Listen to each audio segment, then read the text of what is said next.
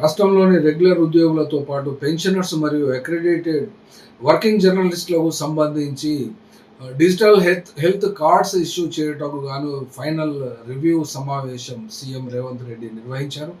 ఈ యొక్క సమావేశము 2 అంశాలపై రివ్యూ సమావేశం జరిగింది. ఒకటి వర్షాకాలం వచ్చేటువంటి సన్నద్ధతలపై అనగా తీసుకోబోయేటువంటి చర్యలపై ఒక రివ్యూ అయితే, ఉద్యోగ మరియు ఆరోగ్య పథకంపై తుది సమీక్ష నిర్వహించారు. ఇందుకు సంబంధించిందే రెండవ అంశంగా.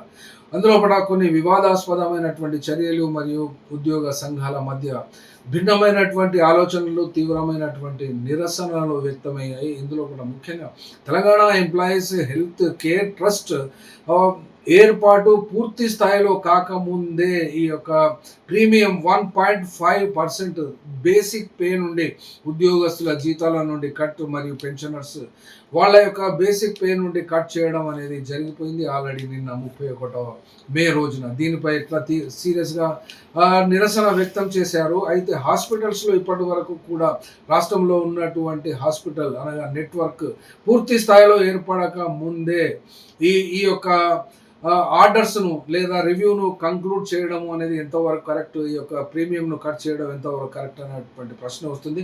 తెలంగాణ ప్రభుత్వ వైద్యుల సంఘం రిపోర్ట్స్ ప్రకారం ప్రైవేట్ కార్పొరేట్ హాస్పిటల్స్లో ఇంకా ఎలాంటి చట్టపరమైనటువంటి అగ్రిమెంట్స్ పూర్తి చేయలేదు అని ఈ యొక్క సంఘం తెలియజేస్తున్నది.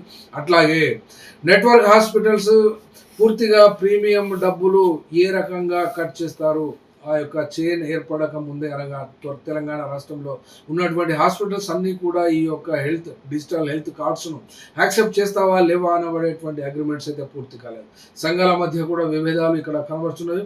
తెలంగాణ ఉద్యోగుల జేఏసీ ఈ యొక్క 1.5% బేసిక్ పే నుండి ప్రీమియం రూపంలో ఈ యొక్క డిజిటల్ హెల్త్ కార్డ్స్ సంబంధించి కట్ చేయడము ఎంతవరకు సమంజసము అనబడేటువంటి ప్రశ్నకు ఇది పూర్తిగా సమర్థిస్తుంది. ఎందుకనంటే మే 31న కట్ చేశారు అనగా జూన్ నెలలో ఇప్పుడు ఈ యొక్క ఉద్యోగులకు పెన్షనర్స్కు ఇవ్వవలసినటువంటి యొక్క హెల్త్ కార్డ్స్ అనగా క్యాష్లెస్ ట్రీట్మెంట్కు ఈ యొక్క ఫండ్కి ఉపయోగపడుతుంది అనగా కార్పస్ ఫండ్కి ఇది అడ్వాన్స్గా ఉపయోగపడుతుంది కాబట్టి ఇది కరెక్ట్ అని వాళ్ళు వాదిస్తున్నారు.